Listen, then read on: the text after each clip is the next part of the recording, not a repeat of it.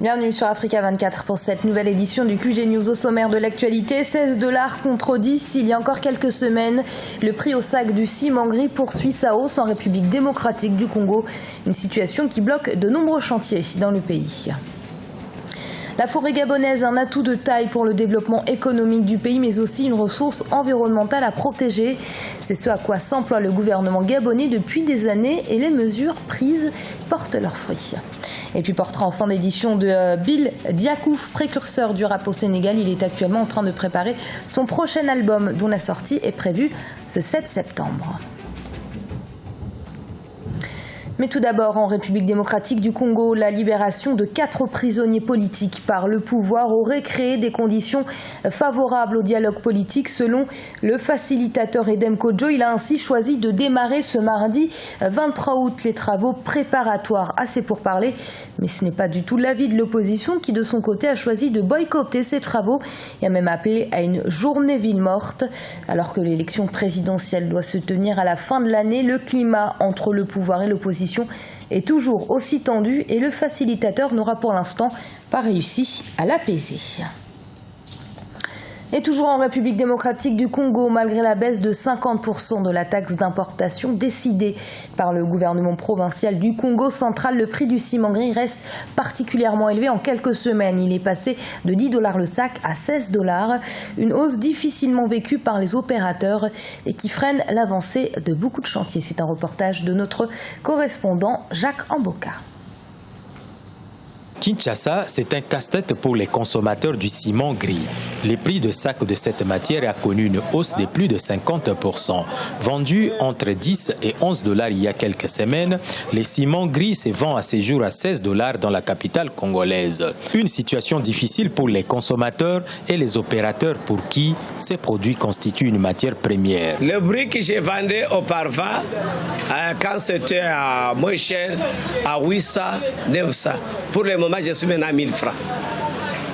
Mais malgré ça, il n'y a pas de clients.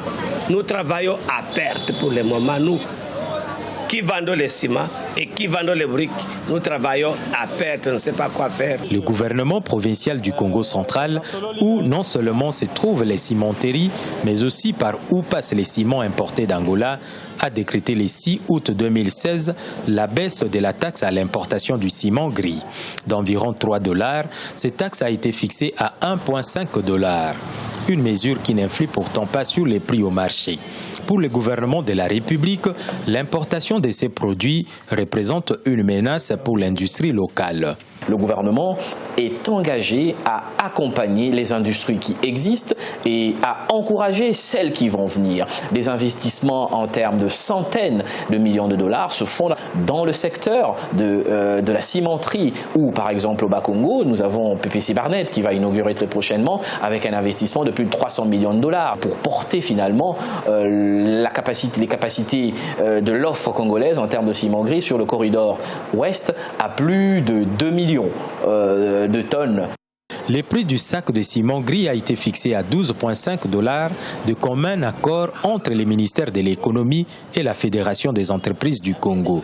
La cimenterie de la Lukaya, principale productrice de cette matière dans la région ouest du pays, n'est pas à mesure de répondre comme il faut à la demande des consommateurs, dont beaucoup trouvent mieux au ciment importé d'Angola.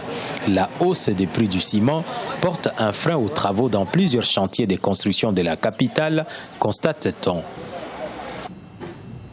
La forêt gabonaise est un potentiel incontournable pour l'écosystème régional. C'est aussi un réel atout économique pour le pays. Cette richesse écologique représente plus de 80% du territoire gabonais et compte plus de 400 essences d'arbres, des ressources exceptionnelles que le pouvoir s'emploie à protéger. Gladys Mamba. Gestion de l'économie verte au Gabon. Le Gabon dispose d'une biodiversité unique de 22 millions d'hectares de forêts tropicales. L'étendue forestière couvre plus de 80% du territoire national. Des ressources exceptionnelles qui font de la filière bois gabonaise le deuxième secteur d'emploi du pays. Ce patrimoine naturel enregistre 400 essences d'arbres considérées comme exploitables, bien qu'actuellement, seulement 60 essences sont exploitées. Les 60 essences sont fonction des besoins des entreprises et de la recherche plus poussée encore. Il faudrait que les inventaires se fassent pour déterminer les besoins des consommateurs, dont les nouveaux clients. Si actuellement on constate que les opérateurs économiques, la République gabonaise n'utilise que 60 essences, c'est parce que ce sont ces essences qui sont prisées tant sur le plan national que sur le plan international. Le Gabon fournit 8% du bois à l'échelle internationale, une richesse très convoitée qui a conduit à une surveillance accrue du bois pour lutter contre l'exploitation illégale. Une agence nationale des parcs nationaux a été créée et un satellite de surveillance sous l'égide de l'Agence gabonaise d'études et d'observation spatiale a été mis en place. Mais à la question de l'épuisement du bois, les autorités se veulent rassurantes. Alors, ce qu'il faut comprendre, c'est que même si ces coupes, puisque c'est des coupes, nous procédons à des coupes sélectives, il n'est pas ici question de raser. Nous ne rasons pas, nous ne décapons pas. Donc, le nombre de pieds à l'hectare est légalement établi.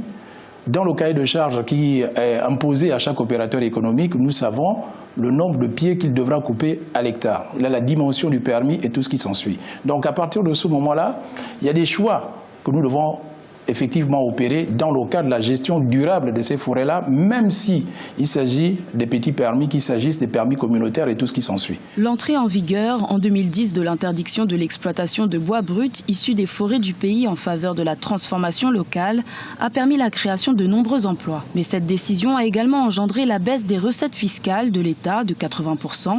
La filière bois occupe une place de choix dans le paysage industriel gabonais et devrait permettre l'émergence du pays à l'horizon 2025.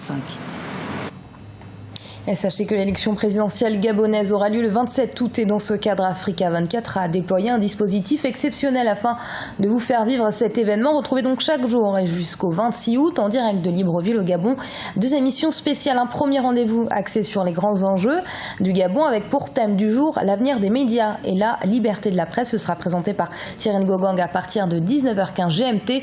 Et puis second rendez-vous, cette fois pour un débat animé par Babylas Boton à partir de 20h30 GMT.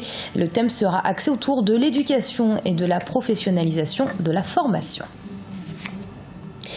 Bill Diakou, c'est son nom d'artiste. Il est l'un des pionniers du rap au Sénégal. Son célèbre Art of Storytelling lui a même valu nomination à l'édition 2003 des Hip Hop Awards. Il y avait alors reçu le trophée de la meilleure vente. Il prépare actuellement un nouvel album portrait par El Hadj Ndiaye, notre correspondant au Sénégal. Ayant débuté le rap vers les années 90, Bill Diakou est sans aucun doute l'un des précurseurs du hip-hop au Sénégal. Tout jeune, déjà, il dansait le breakdance qui est une autre facette du hip-hop. Il a commencé effectivement le hip-hop en 1988 avec le groupe Black Boys MC, managé par Charles Foster.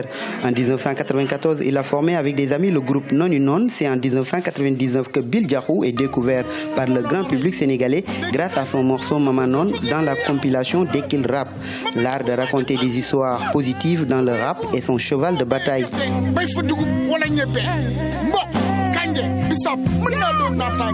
À l'époque, seuls les jeunes écoutaient le rap, alors que les adultes n'aimaient pas le rap parce qu'ils voyaient ça un peu plus vulgaire. Bon, quand je suis venu, j'ai essayé de faire rentrer le rap partout dans le Sénégal, dans toutes les maisons. C'est en ce moment que j'ai pris le style de art storytelling, des histoires qui concernent les maisons, des histoires sociales que je raconte. C'est pour cela que mon style est un peu plus connu, un peu plus aimé par les adultes. Bill Diakou, ce rappeur engagé qui dénonce toujours les non-dits de la société sénégalaise, se prépare à la sortie prochaine de son album qui aura pour nom Khalis l'argent le 7 septembre 2016. Bill, un défenseur des causes sociales et auteur de plusieurs titres dont Tani, Diaborou Bay, Audience ou Baykat. Il défend d'ailleurs dans cette chanson le monde rural. Les paysans souvent ils souffrent et le gouvernement est là en parlant d'autosuffisance alimentaire, mais qu'en parlant d'autosuffisance alimentaire, il faut aider les paysans pour qu'on ait cette autosuffisance alimentaire. C'est pour cela que j'ai chanté cette chanson, pour que le gouvernement aide les paysans qui sont là, qui sont en train de souffrir. Parce que pour qu'un pays se développe, il faut que le monde rural se développe.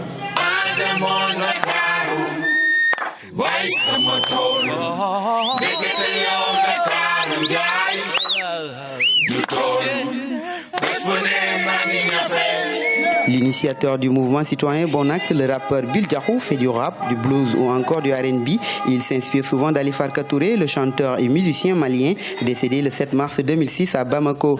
Depuis le début de sa carrière solo, en 1999, il a sorti 3 albums.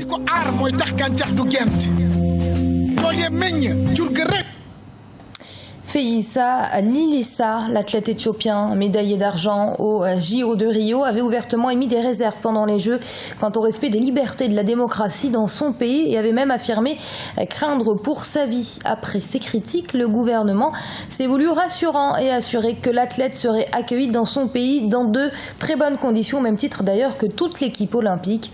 Rappelons que le médaillé d'argent au marathon homme avait pris position en faveur des Oromo qui manifestent actuellement en Éthiopie pour leurs droits. Et ce journal a été préparé par l'ensemble de la rédaction. Merci de l'avoir suivi. Restez sur Africa 24. Dans un instant, une nouvelle édition de l'information.